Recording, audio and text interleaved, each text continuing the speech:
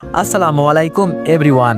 অভিনয়ের জীবন গল্পের শেষ পার্ট, আর গল্পের শেষে কিছু কথা বলবো, তো তোমরা দয়া করে শুনে যেও। তো চলো বেশি কথা না কইয়া গল্প শুরু করা যাক। কিছুক্ষণ পর এই হারামিগুলো আমার সামনে এসে হাত পেতে দাঁড়িয়ে আছে। আমি বললাম, কিরে কি হয়েছে? হাকিম বলল, টাকা দে। আমি বললাম, কিসের টাকা? হাত বলল, গোসল করালাম যে।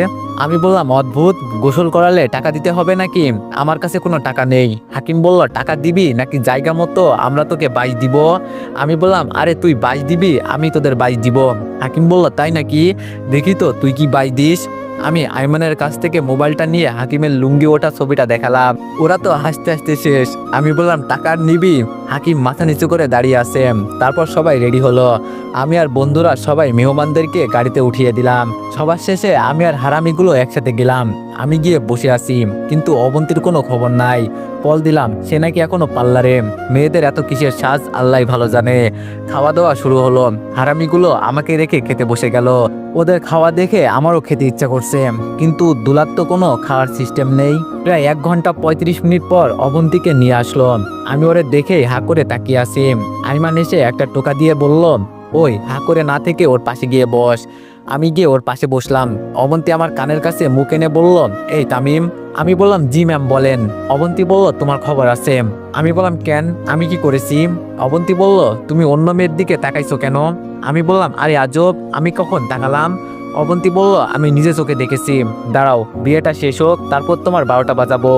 আমি বললাম, ওকে ম্যাম, দেখা যাবে। আপনি আমার 12টা বাজাবেন নাকি আমি আপনার 12টা বাজাই? অবন্তী বলল, দেখবো। আমি বললাম, আব্বু আম্মুর ইচ্ছার কথা মনে আছে?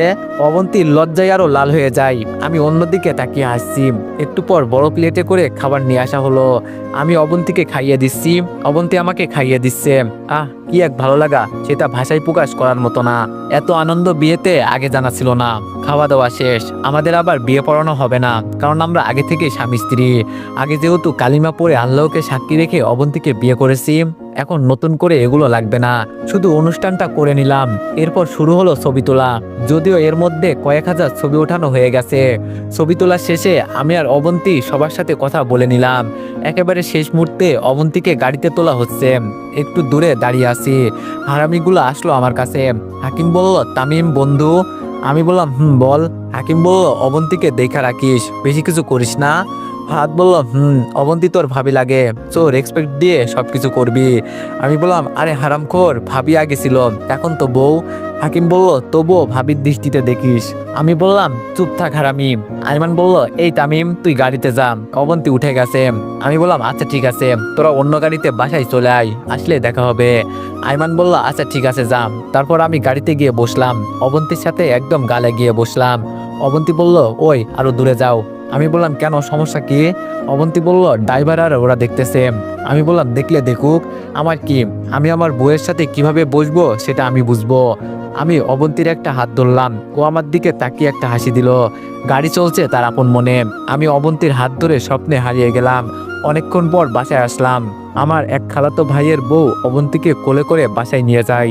আমি বের হয়ে ড্রেস চেঞ্জ করে বাইরে চলে আসলাম। তারপর হাকিম, ফাহাদ, আইমান আর সাদ্দাম ওদের সাথে বাইরে বের হলাম। রাত 9টার সময় সবাই বাসায় আসলাম। এসে খাওয়া দাওয়া করে সবাই ছাদে চলে গেলাম। অনেকক্ষণ আড্ডা দিলাম। 10টার দিকে আব্বু ছাদে আসলো। আব্বু বলল, তামিম তুই এখানে? আমি বললাম, জি আব্বু। আব্বু বলল, এত রাতে এখানে কি করিস? আমি বললাম, এই তো ওদের সাথে বসে আছি। আব্বু বলল, আচ্ছা এবার রুমে যা। অবন্তী অনেকক্ষণ ধরে বসে আছে।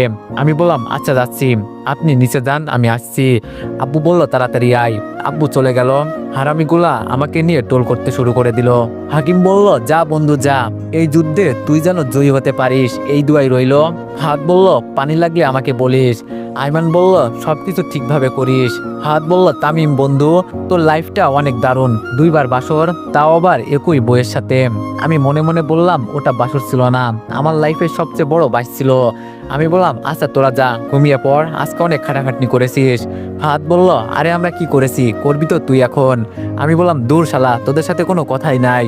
আমি নিচে চলে আসলাম। রুমের সামনে গিয়ে দরজায় হাত দিব, এমন সময় ভাইয়ার কথা মনে পড়ে গেল। আজকে তো আমি ভাইয়ার সাথে দেখা করিনি। দরজার সামনে থেকে নিজেকে ঘুরিয়ে নিলাম, বের হয়ে হাঁটা দিলাম ভাইয়ার কাছে। ভাইয়ার কবরের পাশে গিয়ে বসলাম। ভাইয়া কেমন আছিস? প্লিজ রাগ করিস না, আমার আসতে দেরি হয়ে গেল। তুই আবার এটা ভাবিস না আমি বিয়ে করে তোকে ভুলে গেছি। আরে পাগল, তুই সব সময় আমার পাশেই আছিস। জানিস ভাইয়া, আমি যখন বিয়ের পিড়িতে বসেছি তখন চোখের সামনে তোকে দেখতেছি। আমার মনে হচ্ছে তুই আমার বিয়ের সব কাজ করছিস। ভাইয়া, আজকে আমার বাসর রাত, তুই থাকলে হয়তো আরো বেশি মজা হতো বিয়েতে। আমি জানি তোর অবন্তীকে আমি বিয়ে করেছি দেখে তুই আমার উপর রাগ করে আসিস, কিন্তু কি করব বল, আমি না করলে অবন্তীর অন্য জায়গায় বিয়ে হয়ে যেত। ভাইয়া, আমি অবন্তীকে তোর মতো করে ভালো রাখার চেষ্টা করব, তুই আমার জন্য দোয়া করিস ভাইয়া। এমন সময় অবন্তী কল দিল, আমি কল কেটে দিলাম। আরো কিছুক্ষণ থেকে তারপর বাসার দিকে রওনা দিলাম। বাসায় ঢুকে যে রুমের দিকে পা বাড়ালাম তখনই লিমা সানি আমার পথ আটকিয়ে দাঁড়ালো।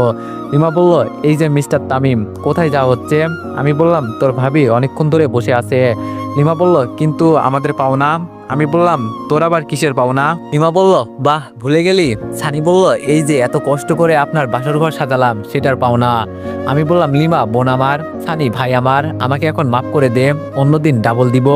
লিমা বলল, জি না মিস্টার, এখন মাফ করা যাবে না। আমি বললাম, আচ্ছা ইনে 50 টাকা দিলাম। লিমা বলল, এটা কি দিলি? আমি বললাম, তোদের বকশিস। লিমা বলল, ফকিন্নি, 5,000-এর কমে 1 টাকাও দিব না। আমি বললাম, এটা কি বললি? পুরো বিয়েতেও তো 5,000 টাকা খরচ হয়নি, আর বাসর ঘরের জন্য 5,000 দিব? সানি বলল, জি ভাইয়া, বাসর ঘরটাই তো আসল। শালা মাইনকে চিপাই পড়ে গেলাম। পরে 1,000 টাকা দিয়ে কোনো মতে ভিতরে গেলাম। যাক, আল্লাহ বাঁচাইছে। ভিতরে গেলাম, দেখলাম অবন্তী গাল ফুলিয়ে বসে আছে। আমি জানি দেরি করার কারণে এমনভাবে গাল ফুলিয়ে রাখছে। আমি ওর সামনে গিয়ে বললাম, এই সরি সরি। অবন্তী বলল, তোমার কোনো ক্ষমা নাই। আমি বললাম, এই সরি বললাম তো, আচ্ছা যাও, কান ধরলাম। অবন্তী বলল, উঠবাস করো।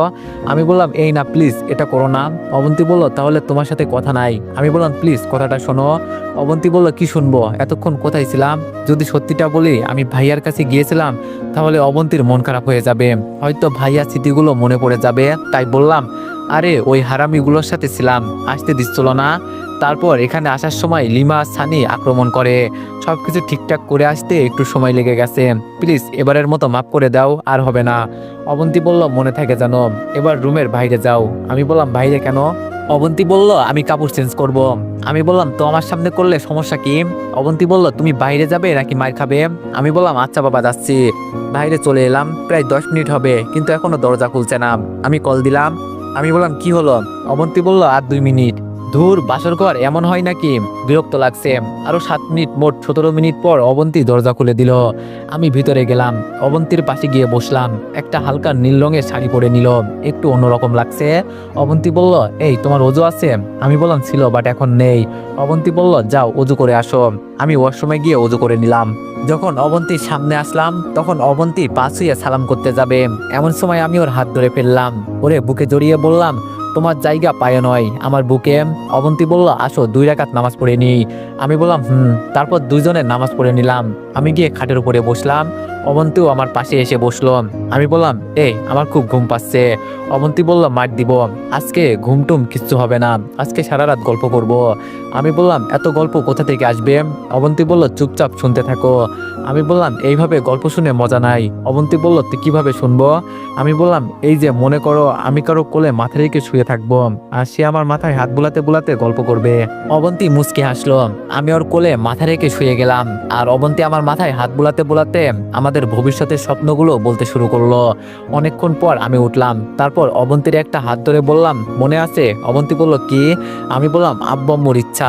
অবন্তী বলল, এই তামিম, না, একদম না। আমি অবন্তীর কোনো কথা না শুনে ওর হাত ধরে একটা টান দিলাম, সাথে সাথে আমার সামনে চলে আসলো। আমি একটু একটু আগাচ্ছি, আর অবন্তী পিছোচ্ছে, ওর ঠোঁটগুলো কাঁপতেছে। আমি আস্তে আস্তে ওর মুখের কাছে গেলাম, তারপর চারটো ড্যাক হয়ে গেল। দুজনেই হারিয়ে গেলাম অন্য এক জগতে। শুরু হলো আমাদের নতুন জীবনের অধ্যায়। 5 বছর পর। অনা, আব্বু, আব্বু ওঠো, অফিসে যাবা না? আমি বললাম, না মা, আজকে অফিসে যাব না, তোমাদের নিয়ে ঘুরতে যাব। অনা বলল, কি মজা কি মজা, আচ্ছা আব্বু কোথায় যাবে? আমি বললাম, সেটা না হয় পরে বলবো, তোমার আম্মু কোথায়? অনা বলল, আম্মু তো নাস্তা রেডি করতেছে, তুমি ফ্রেশ হয়ে আসো। আমি বললাম, ওকে মামুনি, তুমি যাও, আমি আসতেছি। ফ্রেশ হতে হতে আপনাদের কাহিনীটা বলে দিই। এই যে একটু আগে যে কথা বললো, সে হচ্ছে আমার মেয়ে অনা। আমাদের কন্যা সন্তান হয়েছে। ওনার চেহারাটা ভাইয়ার সাথে প্রায় মিল। ওর মধ্যেই আমার ভাইয়াকে খুঁজে পাই। এই 5 বছরে অনেক কিছু পরিবর্তন হয়ে গেছে। আমি আর অবন্তী একসাথে মাস্টার কমপ্লিট করি। তারপর আমি আগের অফিস মানে লিমাদের ওইখান থেকে ভালো একটা অফিসে ম্যানেজার পদে চাকরি পাই। ইচ্ছা ছিল লিমাদের ওখানেই থেকে যাব। আমাদের বিয়ের কিছুদিন পর লিমারও বিয়ে হয়ে যায় সানির সাথে। তারপর তারা দেশ ছেড়ে চলে যায়। লিমার কোনো ভাই বোন না থাকায় তার আব্বুর কোম্পানি বিক্রি করে লিমারা ওখানেই চলে যায়। আমি অন্য একটা কোম্পানিতে চাকরি নিই। আইমানও খুব ভালো একটা চাকরি পেয়েছে। তবে আফসোস আমার ফ্রেন্ডরা আমার সাথে নেই। চাকরির কারণে দুইজন দুই প্রান্তে, কিন্তু সবসময় কথা হয়। আর হাকিম, ফাদ, সাদ্দাম ওরাও চাকরি করে, বিয়ে শাদী করে যে যার মতো সেটেল। মাঝে মধ্যে কথা হয়। আমার আর অবন্তীর সম্পর্কটা আরো গভীর হয়। ভালোবাসা দিনে দিনে অনেক বেড়ে যায়। ফ্রেশ হয়ে নাস্তা করতে গেলাম। আমি আব্বু আম্মুকে রেডি হতে বললাম। ওনারা সবাই রেডি হলো। তারপর নিজেই গাড়ি ড্রাইভ করে ওনাদেরকে ঘোরানোর জন্য নিয়ে গেলাম। আসলে আমি ভাইয়ার কাছে যাচ্ছি। আমি গাড়ি নিয়ে সোজা ভাইয়ার কবরের পাশে গেলাম। আমরা সবাই গাড়ি থেকে নামলাম। নেমে ভাইয়ার কবর জিয়ারত করলাম।